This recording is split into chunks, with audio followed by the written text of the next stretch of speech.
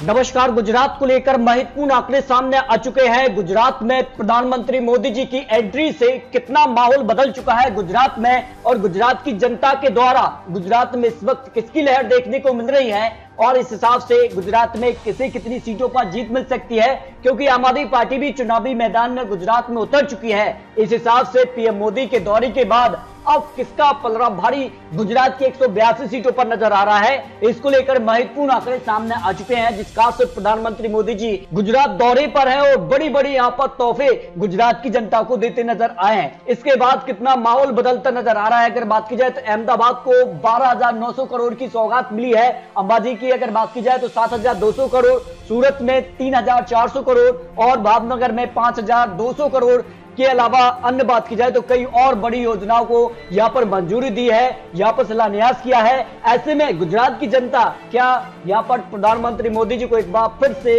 यहां पर मोदी करती नजर आएगी, जिस कार से यहां पर 27 सालों से बीजेपी लगातार गुजरात में सरकार में है, तो एक बार फिर से 2022 में बीजेपी कमल खिलाएगी। लेकिन गुजरात में आम आदमी पार्टी ने भी बड़ी बड़ी सौगातें जनता के बीच रखी हैं। अगर बात की जाए तो बिजली बिल महत्वपूर्ण यहां पर कदम रहा है। यहां पर आम आदमी पार्टी का दिल्ली की बात की जाए या पंजाब की बात की जाए, बेरोजगारी भत्ते की बात की जाए, महिलाओं को 1,000 रुपए प्रति माह और यहाँ पर बस किराया जैसी यात्रा मुफ्त राशन जैसी नल की व्यवस्था, पानी को लेकर भी बड़े बड़े वादे जो किए हैं। दिल्ली पंजाब के बाद गुजरात में सरकार बनाने में कामयाब होगी या नहीं, क्योंकि सभी सीटों पर चुनाव यहाँ पर आम आदमी पार्टी गुजरात में लड़ने जा रही है। तो ऐसे में क्या कुछ आंकड़ा बनेगा जिस खास से गुजरात में पहले ही यहाँ पर प्रधानमंत्री मोदी जी की जबरदस्त भीड़ यहाँ पर देखने को मिली, जो रैली उन्होंने की, जो जनसभा उन्होंने की, कई ऐसे रोड शो देखने को मिले जहां जन सैलाब भी देखने को मिला है। लेकिन जिसका से अब यहाँ पर त्रिकोणीय मुकाबला होगा या फिर एक तरफा प्रधानमंत्री मोदी जी की लहर देखने को मिलेगी, इसको लेकर महत्वपूर्ण विश्लेषण ओपिनियन पोल भी सामने आ चुका है।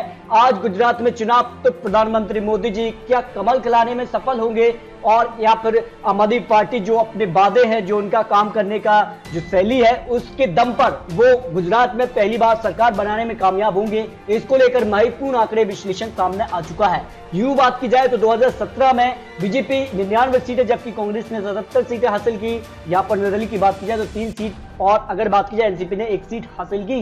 लेकिन इस बार आम आदमी पार्टी चुनावी मैदान में उतरने से कांग्रेस को कितना नुकसान हो सकता है, क्या इसका नुकसान बीजेपी को भी होगा या फिर बीजेपी को फायदा होगा, सारे महत्वपूर्ण आंकड़े आपको दिखाने वाले हैं गुजरात विधानसभा चुनाव को लेकर। बात कर लेते हैं गांधीनगर की। अगर बात की जाए 5 सीटों में से बीजेपी 3, कांग्रेस को 2 सीटें जा सकती हैं। अहमदाबाद के लिए 12 सीट बीजेपी जबकि कांग्रेस को 5 सीट, आम आदमी पार्टी 2 सीटों पर आ सकती है। पाटन की बात कर लेते हैं तो 2-2 सीट कांग्रेस बीजेपी आमने सामने की टक्कर देखने को मिल सकती है। महसाणा के लिए बीजेपी 6 सीट, कांग्रेस को 1 सीट जा सकती है।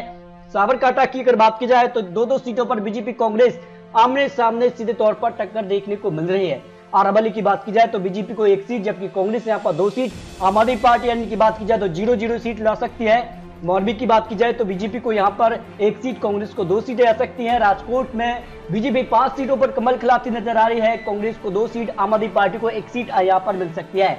जामनगर की बात की जाए तो बीजेपी को यहाँ पर 2 सीट, कांग्रेस को 2 सीट, एक सीट पर आम आदमी पार्टी जीत दर्ज कर सकती है। जबकि अगर बात की जाए देवभूमि की द्वारका की 2 सीटों में, दोनों सीटों पर बीजेपी कांग्रेस को 1-1 सीट पर बराबरी की टक्कर देखने को मिल सकती है। कच्ची की अगर बात की जाए तो बीजेपी को 5 सीट जबकि कांग्रेस को 1 सीट पर आम आदमी पार्टी यहाँ पर जीत दर्ज कर सकती है। बनासकांठा की बात कर लेते हैं तो बनासकांठा के लिए बीजेपी को 3 सीट, कांग्रेस को 5 सीट, 1 सीट पर आम आदमी पार्टी यहाँ पर जीत दर्ज कर सकती है। बात कर लेते हैं जूनागढ़ के लिए तो बीजेपी को यहाँ पर 1 सीट, कांग्रेस को 3 सीट और आम आदमी पार्टी यहाँ पर 1 सीट पर जीत दर्ज कर सकती है, जो गुजरात को लेकर नए आंकड़े सामने निकल कर आ रहे हैं। बात कर लेते हैं पोरबंदर के लिए तो यहाँ पर बीजेपी को 1 सीट पर आम आदमी पार्टी यहाँ पर जीत दर्ज कर सकती है जबकि कांग्रेस 0-0 सीट ला सकती है। गिर सोमनाथ की बात की जाए तो कांग्रेस को यहाँ पर 3 सीट जबकि बीजेपी को यहाँ पर 1 सीट पर जीत मिल सकती है। अमरेली की बात कर लेते हैं तो कांग्रेस को 4 सीट जबकि बीजेपी यहाँ पर 1 सीट, आम आदमी पार्टी 0-0 सीट ला सकती है। भावनगर की बात कर लेते हैं तो कांग्रेस को 3 सीट, बीजेपी को यहाँ पर 1 सीट आ सकती है। बोटाद की बात कर लेते हैं तो यहाँ पर बीजेपी कांग्रेस को सीधे तौर पर टक्कर दे रही है, 1 सीट पर बराबरी यहाँ पर देखने को मिल सकती है। आनंद की बात कर लेते हैं तो कांग्रेस को यहाँ पर 5 सीट जबकि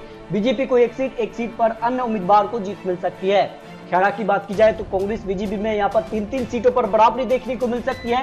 और एक सीट पर यहाँ पर आम आदमी पार्टी को गुजरात में जीत मिल सकती है। पंचमहल की बात कर लेते हैं तो बीजेपी को यहाँ पर 4 सीट, जबकि कांग्रेस 1 सीट पर आ सकती है।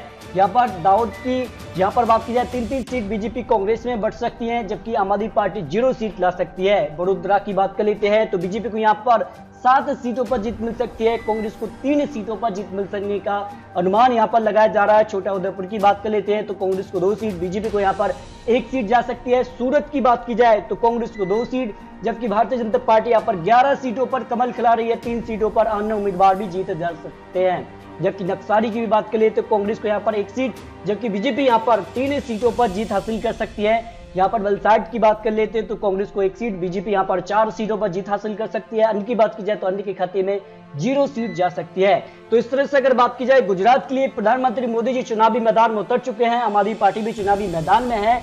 आज चुनाव तो सीधे तौर पर बीजेपी को जबरदस्त फायदा हो रहा है। 99 के मुकाबले भारतीय जनता पार्टी अब 120 का आंकड़ा पार कर सकती है। जो आंकड़े यहाँ पर गुजरात चुनाव को लेकर आ रहे हैं, जो बड़ी बड़ी घोषणाएं, बड़े बड़े यहाँ पर शिलान्यास अब प्रधानमंत्री मोदी जी गुजरात की धरती पर करते नजर आए हैं, उसका सीधे तौर पर फायदा बीजेपी को विधानसभा चुनाव में हो सकता है। जबकि कांग्रेस को जबरदस्त नुकसान हो रहा है, कांग्रेस को यहाँ पर पहले से नुकसान है, उसका फायदा आम आदमी पार्टी उठाती नजर आ रही है। आम आदमी पार्टी 13 से 18 सीटों पर गुजरात में यहाँ पर सीटें हासिल कर सकती है। 0 सीट पहले थी, लेकिन अब गुजरात में यहाँ पर आम आदमी पार्टी को फायदा हो रहा है, जबकि कांग्रेस यहाँ पर 40 से 44 सीटों पर सिमट सकती है। अन्य की बात की जाए तो अन्य के खाते में 2 से 4 सीटें जा सकती हैं।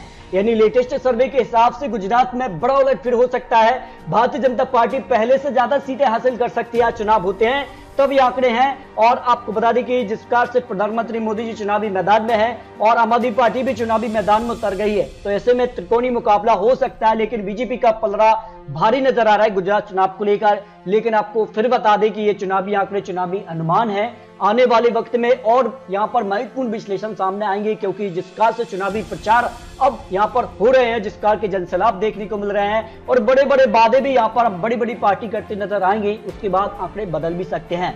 तो आपको क्या लगता है, अपनी राय जरूर रखिए। गुजरात चुनाव पर किसका कब्जा होगा? क्या बीजेपी का कमल बरकरार रहेगा या फिर आम आदमी पार्टी कांग्रेस वापसी करेगी? इस पर अपनी राय कमेंट बॉक्स जरूर रखिए और मिलते हैं दोस्तों सटीक महत्वपूर्ण विश्लेषण के साथ। तब तक के लिए जय हिंद, जय भारत।